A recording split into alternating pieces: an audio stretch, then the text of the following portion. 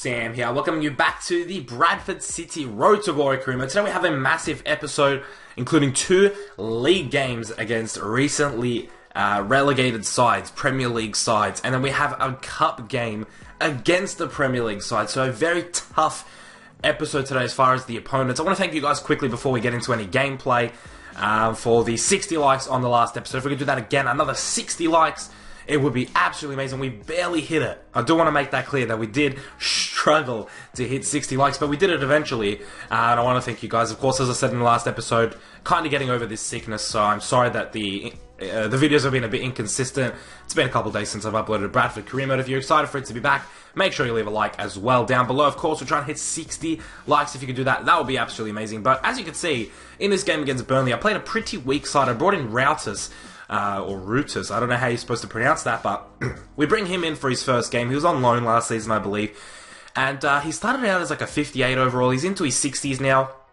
That sounds like I'm talking about his age, but no, he's into his 60s overall now, and he's only 1 overall less than McArdle, so I thought, why not bring him in and try him out this match? And Burnley start the game off very well, and what ended up being quite a boring game, that was one of the scrappiest chances of the game. It goes across the goal. I'm not sure if that was meant to be a shot, but yeah, Burnley just sort of score a scrappy goal. Ben Williams doesn't really know what to do, just sneaks itself in, and Burnley's always going to be a tough opponent, especially when they score a goal, because they can just sit back and defend, and that's what I hate about the computer, man. If they score first, I struggle quite a lot, because they just sit back, and it's so tough to break them down.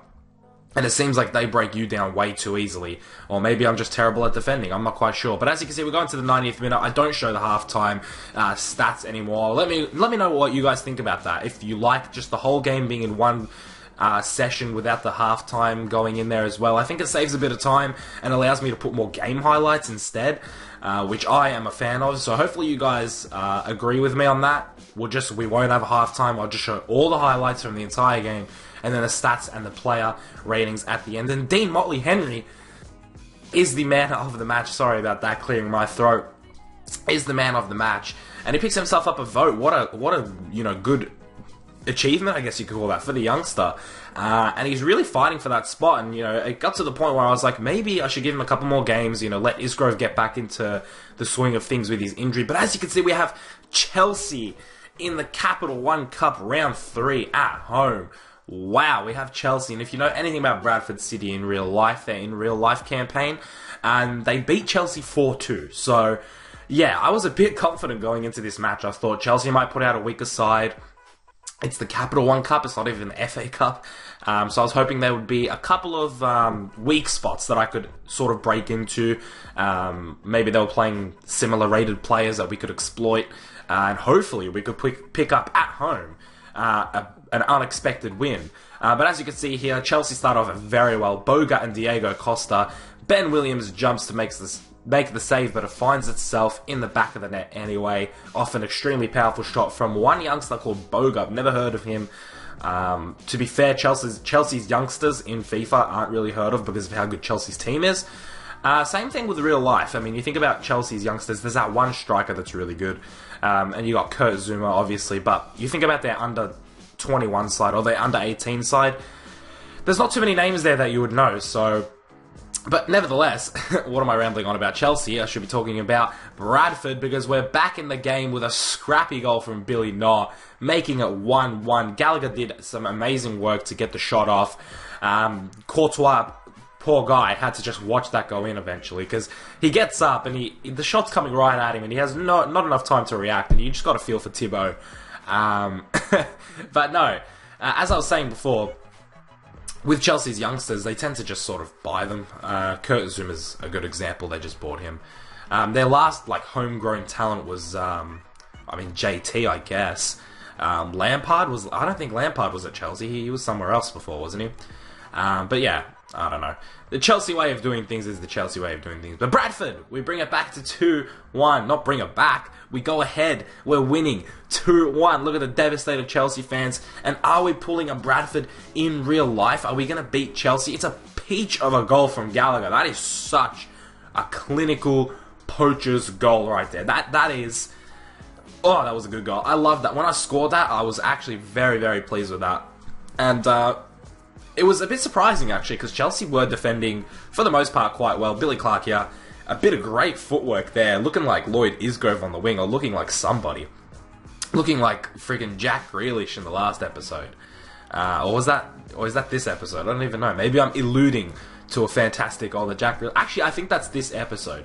I think I remember that from editing. Jack Grealish does score a pretty good goal in the next game. So if you guys need an incentive to keep watching, I guess that would be it. You'll see. You'll see. But we win 2-1 against Chelsea with an absolutely brilliant result. As you can see, Chelsea didn't even score against us. It was an own goal. So Chelsea really need to step their game up, because we absolutely bossed them, in my opinion. 54% possession.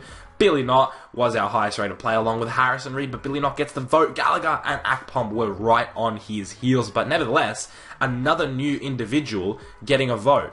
So we had Motley Henry, and now we had Billy Knott getting votes. I wonder who's going to get a vote in the next game, which is against Hull City, another recently relegated side. And as you can see, the kits are very similar. I thought I'd show this off.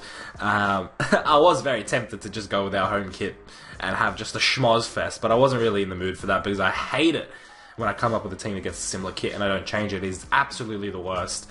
So yeah, I switched to the white kit, thank God. And Motley Henry actually gets another run-in. Isgrove wasn't that good during the Chelsea game. Granted, it's Chelsea, but I did want to give Motley Henry another game, just because I was very impressed with him in general.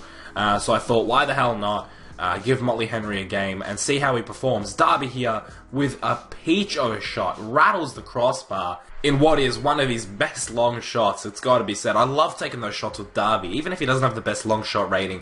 Akpom here with a beautiful turn. The keeper making some great save, Jakubovic or Jakubovic, whatever you pronounce it. But Jack Grealish here thinks, what the hell, I'm sick of this. It's half time nearly. We got to go in 1-0 up. And he does a fantastic bit of running here, using his strength as well. And oh my goodness, are you serious, Jack Grealish? What a finish that is.